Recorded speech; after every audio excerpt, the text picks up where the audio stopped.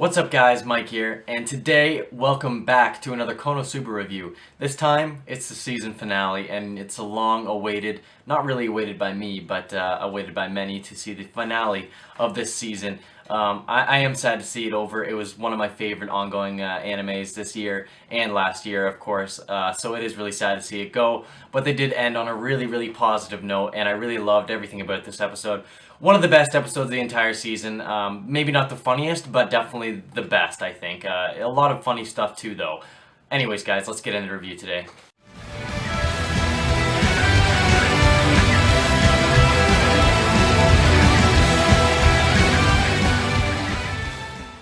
So this episode picks up right where we left off last week at the hotel or their house or whatever they're at. And the mob is outside chanting that Aqua needs to get killed or whatever. They're witch hunting her down, basically. And they kind of just chase him out of the hotel, and they end up in an alleyway trying to figure out what they're going to do. And Aqua still seems to think it's the water. And to be honest with you, she was right this time. This was the one time that she was actually right. She was right the whole time, apparently, that the Demon King had been coming to the water to try to sap the Axis Church or whatever, or do something with it, right? To try to sap their income. So she was completely right about that, and everyone else was wrong, which is a complete turnaround for Aqua. And it's funny, but she doesn't even really brag about it, to be honest with you. So they decide to go to the church and figure out what's going on with the hot springs and actually listen to Aqua. Just for some reason they finally agree. So they go to the church, and there's a gate there, and it's getting guarded by 2 guards, and they're not able to be getting in because the overseer said that nobody would be allowed in. Now at first I thought this guy was pretty fishy when we first met him. I thought that he had probably something to do with what was going on and why the quality of the water had been going down. But no, it wasn't him, and he's actually dead. He got eaten straight up in this chapter, which we don't really see very often, but it does happen every once in a while, I guess, and this time he was killed pretty mercilessly, actually. He was just eaten by the slime that we see later on, which I will get into in a bit.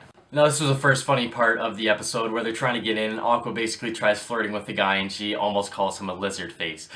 He doesn't take that well. Then she tries threatening him. That works at first, but not really at all. So they go to Darkness, their last card that they can play, and of course her royalty is able to get them in as long as they pin her down and take off the pendant from her, because she doesn't really like flaunting her royalty very much. But it was a funny part of the episode and a good moment from Kozmas and Darkness as well. When they finally get in, and after the guards agree to let them in because of Darkness's royalty, they see the guy from the dock earlier. And I did call this last episode, and I will mention it again, but I suspected that he was some sort of devil commander, but I didn't expect him to be so important or so high up in the ranks, which I'll get into in a bit. But we see him kind of at the hot springs putting his hand in, or even a bit to fall in, and Kozma kind of recognizes him and then rushes towards him to try to save him, and then realizes he's just putting his hand in.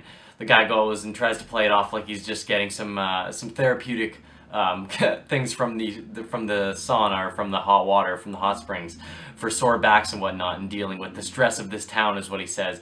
And then he can't play it off for very long until Wiz actually recognizes him. But she's pretty happy-go-lucky about it. She's no big deal running into this guy. She doesn't really seem to realize that she's kind of outing him in front of the people that want to take out the Devil King the most.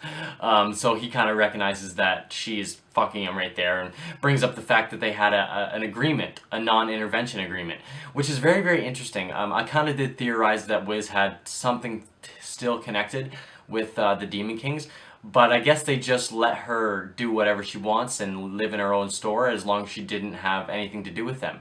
But in this part, she actually does intervene a little bit and break that agreement.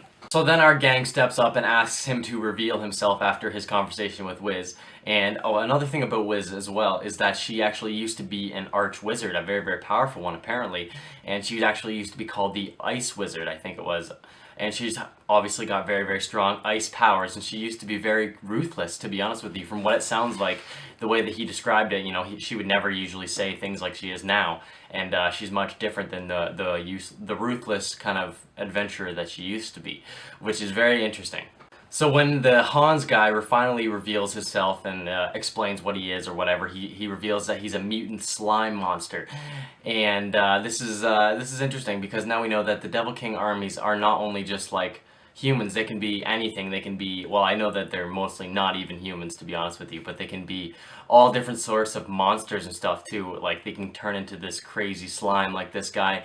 And apparently he's even higher up in the ranks of the not Ten Commandments, sorry, I got 7 deadly sins on the mind, of the Devil King commanders. And he is one of the more powerful ones, even more respected and well known for being up there, and he's got a high price on his head.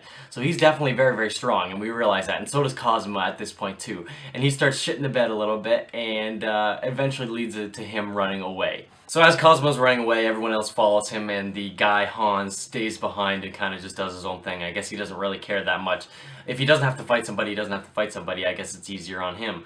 But they get back to the kind of cliff area where the mob shows up again, and they're kind of trapping them in for the other side. But then Aqua remembers that, you know, they have to stop this guy in order to help their Axis cult or help all these people, or else there's going to be a lot of trouble for all the townsfolk and her followers. So she goes back, and Kozma feels like he should follow her as well. And he does, and he's a really nice guy for it. We see Kozma's good character coming up to the surface once again. Just shows that he's a really good guy and does actually care about Aqua, even though he kind of shrugs her off a lot of the time. So when they get back to the water, the Hans guy is still just doing his thing, trying to contaminate the place, and he really doesn't care that much. He just kind of wants to get out of there as fast as he can because he hates this town so much, and I don't blame him. It'd be really stressful to be living in there, especially trying to do the job that he was doing. But it goes and he finds out that, or we find out that he has actually eaten the Overseer. He killed the guy, like I said earlier. And, wow, we haven't actually seen Devil Commanders be this ruthless. I mean, I know that Verdia from the last season was pretty, you know, he had some shortcomings when it comes to, you know, being violent, but he was never really a ruthless murderer like this guy seems to be. So very interesting on that part. As soon as Hans says that he kills the Overseer, Wiz immediately has a change in personality, and this is one that we have never seen from her. She's usually happy-go-lucky, kind of bubbly, energetic personality, but she immediately switches on a dime when she hears that this guy had broken the agreement and decided to kill somebody, because that was also part of their agreement. Even though Wiz already broke it earlier, she still respects the fact that they aren't allowed to kill people, and especially people who really weren't even doing anything wrong, because the slime guy says that it was just his instinct to consume. So he really didn't need to kill the guy, he just wanted to eat. So he's obviously an evil bastard, and Wiz steps up and does her old ice style from apparently when she was an adventurer. And I really love this part because it actually shows how powerful she can really be. She traps him completely in like an ice prison, and he has to cut off his own arm to get out. At this point, he's pretty pissed and realizes he has to do something in order to face up against Wiz because she's really powerful. So he transforms into his slime form. And damn, this thing is fucking cool. I'm not gonna lie, it looked pretty awesome, and all the colors and the claws and the teeth go really well together. And the animation in this scene, just in this scene, this whole episode was amazing. It kind of blew my mind, to be honest with you. Especially at the end part where Aqua did the God Blow and the God Requiem. That was just so good looking.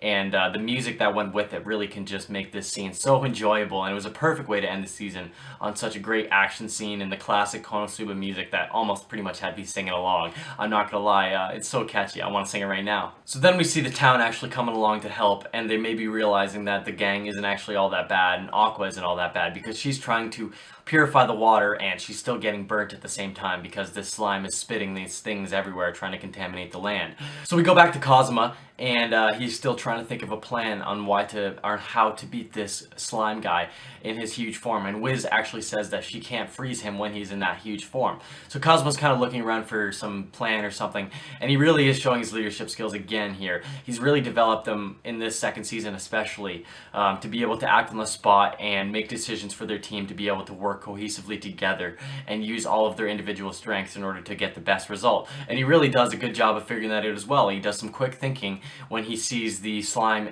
eating things and having a preference, and then he looks on the inside and sees that the bones from the Overseer are not dissolved, which is interesting because then it shows that the full body won't fully get destroyed or whatever. So Kozma realizes that if he were to get eaten, his flesh and his muscles and whatnot and organs would all get dissolved and he would die, but his bones would still be there. And the other part that I thought was interesting is his clothes were also still there. I don't know why his clothes wouldn't dissolve, but I guess maybe it's only with organic matter that he consumes, or maybe he only consumes or dissolves the things that he actually wants to eat. Doesn't really matter, but either way, Kozma has a good plan, and he kind of runs off the edge of the cliff, and he jumps like he's about to kill himself, but he's trying to distract the slime, because the slime was angry or tried to chase after Kozma. So he follows him off the cliff and basically eats him and dissolves him immediately. This was actually hilarious, though, because Kozma's died so many times, and just seeing him getting killed so easily and so willingly this time was pretty funny, but it does provide a little bit of a safety net for whenever Kozma gets in danger for the future, so we know that if he ever dies, he can just get revived again. But again, it's just a comedy, so it doesn't really take away that much from the story. So as soon as the slime beast eats Kozma, Kozma yells for Megumin. Well, not really yells because he's dead, but Megumin kind of pitches in and remembers Kozma's plan, and she explodes the thing huge. One of her biggest explosions, I think, that we've ever seen. And again, great animation at this point too, and they did it in the hole so that nobody else would get hurt. Very ingenious from Kozma, and it also shrunk the slime down very much, enough for Wiz to completely freeze it. And again, this was really good animation for the Wiz freezing scene, and it shows that she's just incredibly powerful. She's got a wide variety of magic that she uses. Not only can she use her lich magic, but she can also use her ice magic still, and who knows what else she can use. At this point, Wiz is almost completely drained of energy though, so she does have a limit, and she's not completely all-powerful and almighty, as we've seen a lot of times before. And then so, when Wiz is out of commission, we see that Hans is actually still alive, and he comes out in this little small form, saying that he will consume them all and gain his strength back in order to kill everybody again, or do whatever they want, and get the Demon King's plan done. And it really isn't 100% clear on what the Demon King's plan is. I know it's kind of back and forth between whether they want to just straight up destroy these cults for the goddess reasons, or whether they had some kind of ulterior motive of contaminating these springs in order to have a greater plan. Maybe I'm looking too far into it, but it's interesting to think about. The mob comes in with Aqua now, leading them, walking towards Hans, and this time she looks serious. All of the mob are actually cheering her on this time, as she does her first god blow, which is way more powerful than normal, and it looks amazing. So she gets even more powered up the more that her followers cheer her on, as we've seen earlier on. I think it was last episode that they mentioned that the more followers you have directly relates to your power, and when your followers are actually believing in you, like they are here, so they actually kind of believe that Aqua is the real thing now. Including Hans actually realizes that as well, so she kind of just gets a little bit of redemption on that part and is able to pull off a really great god blow, but with the extra power of all the followers, she turns it into a god requiem and basically wrecks him. God requiem. But that was a terrible pun. I'm sorry, guys, but I couldn't resist. At this point, the episode is basically over, with the Hans being defeated and everyone going back to where they belong and at home in their own town. When they get there, they actually see Union at the door as well. They finally get the duel between Union and Megumin that she's been waiting for so long. I'm a little bit disappointed that she wasn't a bit of a more main character this season, but I'm just glad that she finally got to what she wanted. The end of this episode kind of gave me a little bit of feels, though, I'm not going to lie. I really do love Konosuba a lot, and seeing the way that they ended it was really just a good way. You know, the music, the panning over the town, seeing all of our adventurers and where everybody's at and welcoming them home kind of just gave you that classic, really fun, really, you know, homey Konosuba feel. Especially when Kozma says at the end of this episode, you know, he's really gotten to this point where he's kind of happy and content with where he is and who he's with. He even says, "God bless this world and you," as the name of the show suggests. So it's a really good way to end this episode. We even get a little bit of a tidbit at the end of the episode after the credits where it says, "Our journey has only just begun," and then it cuts off. So I think that's pointing at a bit of a season 3. Obviously not confirmed at all, but I think they're hinting at us that, you know, don't get your hope, or don't get too low on yourself, because we might be coming back soon enough. Overall, this episode and this entire season was great. Anybody who watched these reviews, all of my reviews up until now, I really appreciate it. I know that they're probably one of my more viewed videos, and if you actually haven't seen any of my other videos or my other reviews, I do suggest you go check them out if you like these reviews. Also, drop a like and subscribe if you enjoyed, and I guess I'll talk to you on the next one, guys, if there is one. See you next time. Peace.